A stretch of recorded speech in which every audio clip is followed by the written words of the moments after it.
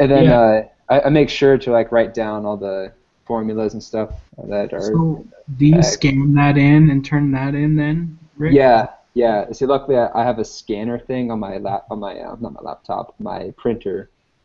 So that works for me. I don't know how to make it on the like the website or whatever like Yeah, talking about.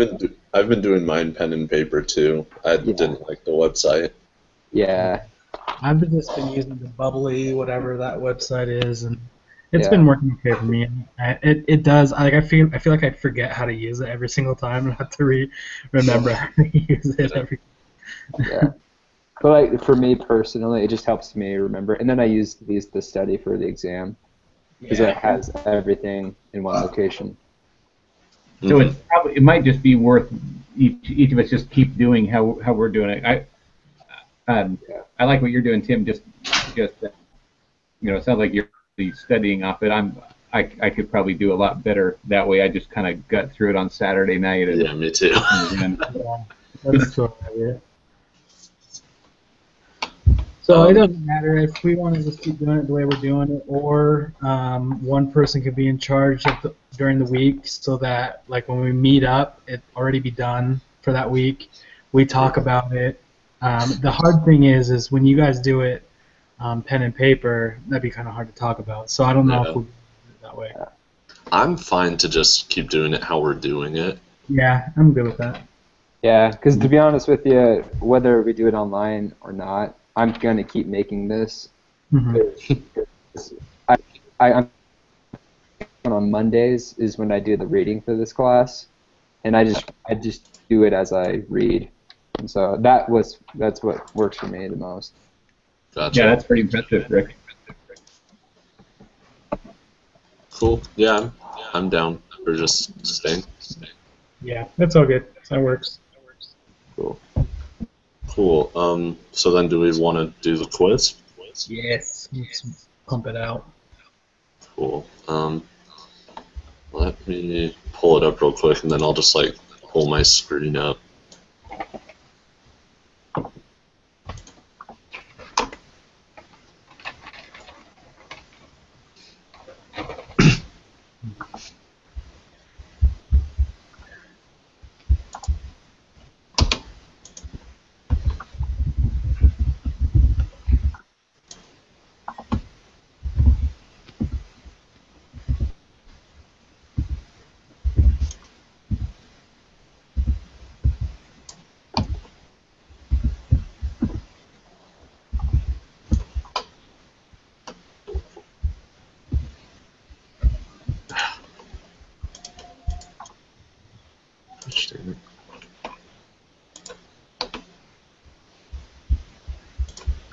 Sorry, 1 second. You're fine, man.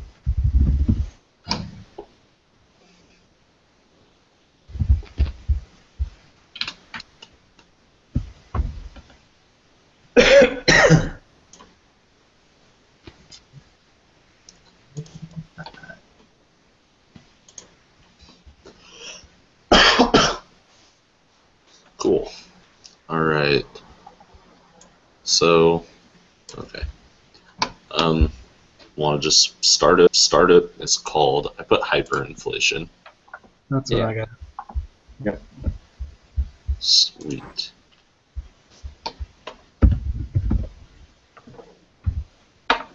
Um, Rick, do you want to take two?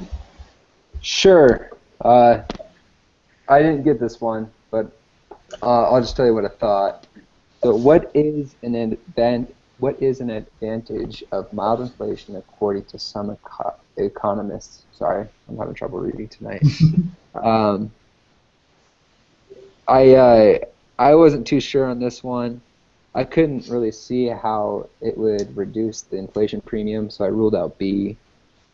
Uh, but yeah, I was torn between either A, it helps to close the GDP gap, or D, it reduces the frictional, structural, and cyclical unemployment in the economy to make the economy more productive. I I had. put D. That's what I Okay, had. Yeah. yeah, sounds good. I'm okay with that one because I just wasn't sure. Cool. Yeah, and I wasn't like 100% sure, but the rest of them didn't make as much sense as that one. Yeah. Eh. Cool. Will, you want to do 3? Okay, so inflation is a rise in, let's see, I think it's the general level of prices over time. Yep. That's what I put as well. Cool. All right, I'll do number 4. Which of the following measures the changes in the prices of a market basket of some 300 goods and services purchased by typical urban consumers? I had B, the Consumer Price Index. Yeah, me too. This one was a lot easier than last week's. I feel the same. Yeah, I feel the same way. All right, number 5. Inflation caused by an increase in aggregate spending is referred to as, I put D, or C, sorry. Yeah, C too. Yep. I saw the D in demand, and All right, so number 6, inflation caused by a rise in the prices of inputs is referred to as, I put A, cost-plus inflation. yeah, me too.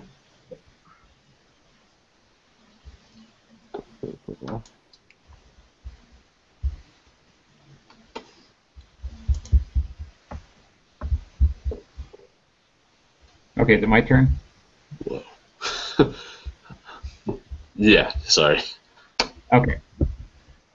Okay, sorry, I was trying to figure out something. Okay, so assume that there is a fixed rate of interest on contracts for borrowers and lenders. If unanticipated inflation occurs in the economy, then, so on this one, the lender is, let me see, the borrower is hurt. That's, well, hold on just one second.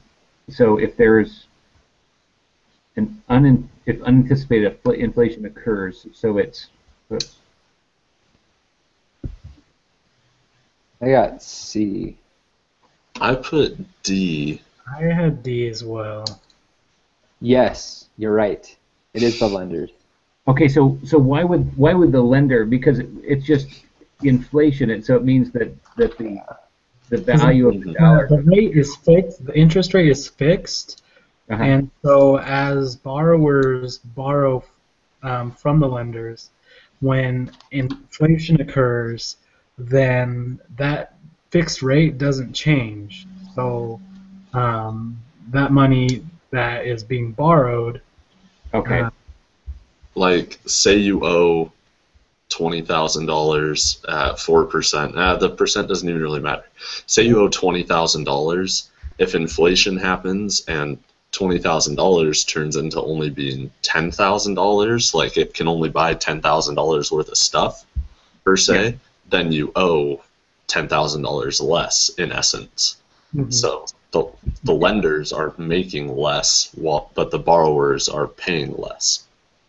Yeah. So if you borrowed $20,000 and let's say there was inflation, meaning that your dollar is worth less, Mm-hmm. then it just seems like the borrower would be paying back less money because it would. I mean, it seems like the borrower would be hurt because it would cost $30,000 to pay back the equivalent of $20,000. So I totally see where you're coming from, but that's what the fixed rate has to do. Is there? If you borrow $20,000, that's the fixed number. Like you owe them $20,000, and so then if inflation happens where a dollar is worth, say, I don't know, like it's an arbitrary number, it's worth less. Yeah, 70 cents. So then you start making more money just because that's the cost of everything. Yeah. Okay. Whatever. Okay. I get you. You still only owe that $20,000. Okay, but it's really you get paid back $20,000 that's discounted by 30% or whatever the. Okay. Yeah. Okay. Yep. That makes sense. Thanks. So D. Yep. Cool. Yeah. That one backwards. You got I think or is it me? I think it's Tim's turn. Yeah. Okay. The recurrent ups and downs in the level of economy activity extending over several years are referred to as business cycles. That's what I put. Me Yep. too.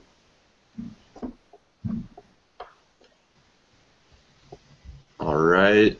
A trough in the business cycle occurs when I put B. Same. Yeah. Okay, so let's see. Employment and output reach their. So the book just it gave the definition of a trough as unemployment. Mm-hmm. Um, cyclical employment. Okay. Okay. So employment reach their and output levels reach their lowest levels. Okay. Got it. Makes sense. Cool. All right. All right, Rick. Yeah, I'm sorry, 1 second. I just need to respond to a text message real quick. Oh, no Sorry, guys. You're good. My neighbor's daughter is sick, and he was asking if I could help him out real quick. I just told him in like 10 minutes. All right, so number 10, correct? Yes. All right, so most economists agree that the immediate cause of the majority of cyclical changes in the level of real output is unexpected changes in the A, level of total spending. Same. Yes. Okay. Cool.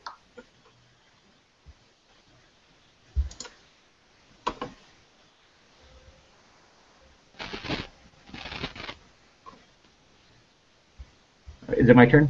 Yes. Okay, so the Great Recession that started in 07 was triggered by shocks in which the following. I had C, real estate and financial markets. Me too. Yes.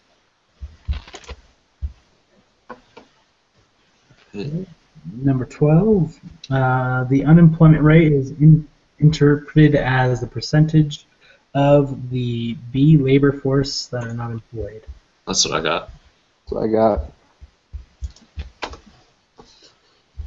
All right, 13. Which of the following is the correct way to calculate the unemployment rate? I put B. yeah. Same. Cool. All right, 14. In calculating the unemployment rate, discouraged workers who are not actively seeking employment are A, excluded from the labor force. That's what I put. Same. Cool. Okay, in calculating the unemployment rate, part-time workers are, let's see, hold on 1 second, let me just look at my notes real quick.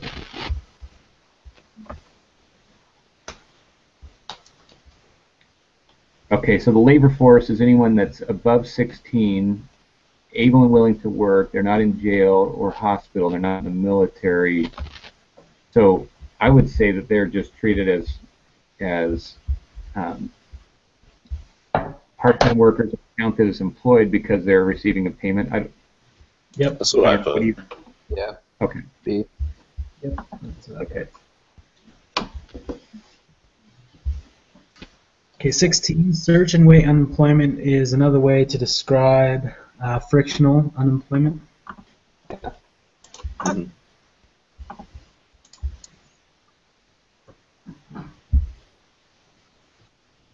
Oh, sorry, me.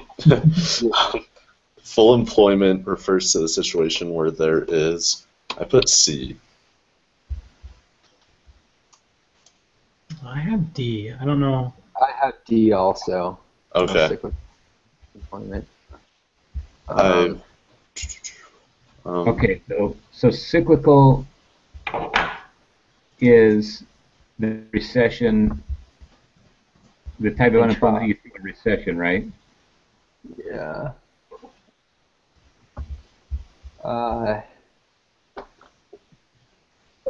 Sometimes when I do these quizzes, I do them like a day or two before, we have our group meeting, Mhm. Yeah. and then we get to like these questions like, oh, what was I thinking at the time? Like, Yeah. what was my reasoning behind my answer? I can see it being either C or D. It's one of those ones, obviously. Mhm. Um, I'm just I gonna can't look. remember. Oh, sorry.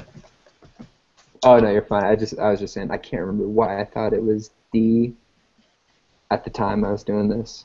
Yeah, I think it's D2 because it says that 4 to 6% unemployment equals full employment, and so um, it sounds like they're just kind of counting on the first, frictional, and then Yeah, because the frictional unemployment isn't that the unemployment that's based off of people like moving or just changing occupations. Structural unemployment is the unemployment that has I was due about to say. like automation or Yeah, no, actually,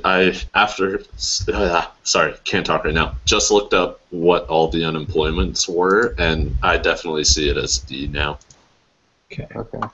okay. So what is structural unemployment again? Structural is when you have to go somewhere because you don't have the right skills or something like that. Like you're not laid off or anything, but you're just kind of, I don't know, obsolete in a way.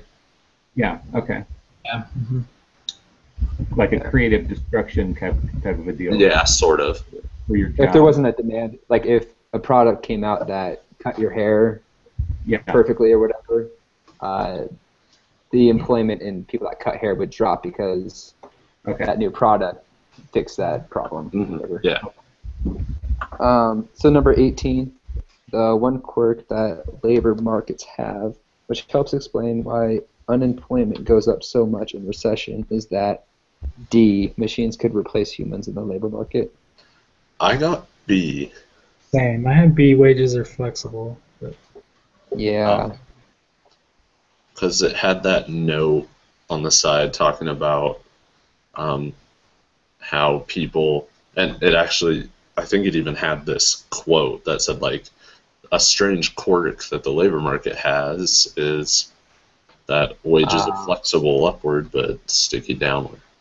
What Yeah, does that so what does it mean by sticky? It Yeah. means like, so when it was talking about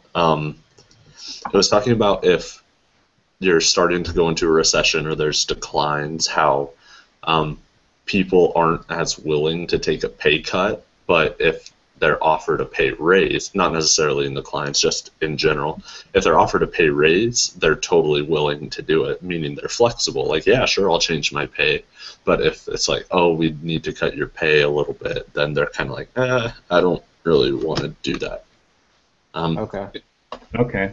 So that says so it looks like in the labor market, if the workers aren't flexible, like being able to adjust with the economy that the employer sees, the employer just has to fire them. Yeah, that's why it talks about how most of them prefer layoffs other than cutting wages, because if they lay people off, then the people that stay keep their same work ethic and things like that. If anything, they work harder so they don't get laid off. Yeah. But if they cut wages but keep them on the job, then they just kind of slack off and whatever because they aren't getting paid as much. Okay. So it's better to cut labor and just increase responsibility. Yeah, basically. Okay, I think it might be my turn. Mm-hmm. Okay, so if the consumer price index for a certain year is 120, this means that the average price of consumer items in that year was, I had 20% higher than the 1982 to 84. It just talked about in the book how 1982 was a common base year. Yeah, Yeah. that's what I had too. That's what I think. Okay. all right. Last one here. The unemployment rate in an economy is 6%. The total population of the economy is 290 million, and the size of the civilian labor force is 150 million. The number of unemployed workers in this economy is 9 million. That's what I got. Yeah. I got two. Can you walk through the math on that real quick? So it's just the 6% of the labor force. So it says the civilian labor force is 150 million, so 6% of 150 is 9. Yeah. Okay. So, I was trying to go 150 divided by 290 times Yeah. 100. So They throw in that extra number just to screw around with you. okay. Okay. Cool. Who wants to submit it? I can. I'll do it. I'll submit it right now. Oh, missed one. Let's see. Which one did we miss?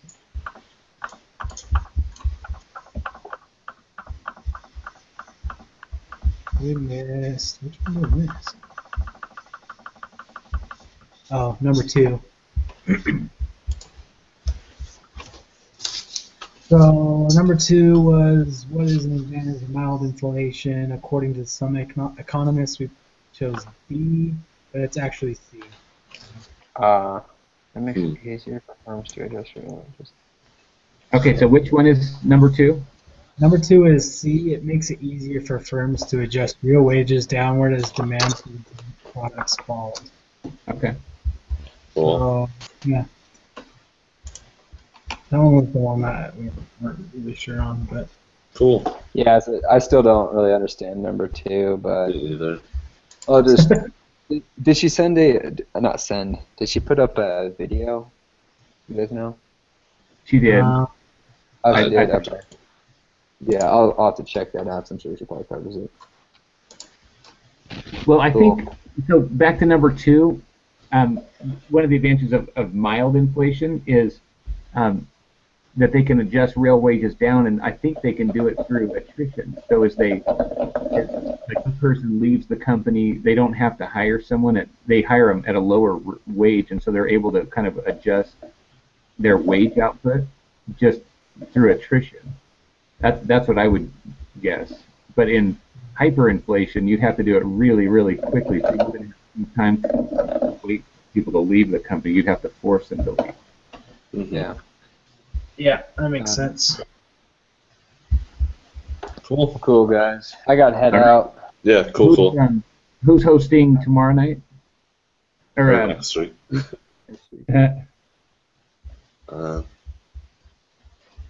I can't remember. Is it my? I did- I can do it.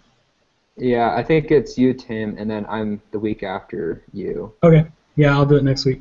Cool. Sweet. all right. Sounds good. Have See a you good, guys. Okay, Awesome. take care.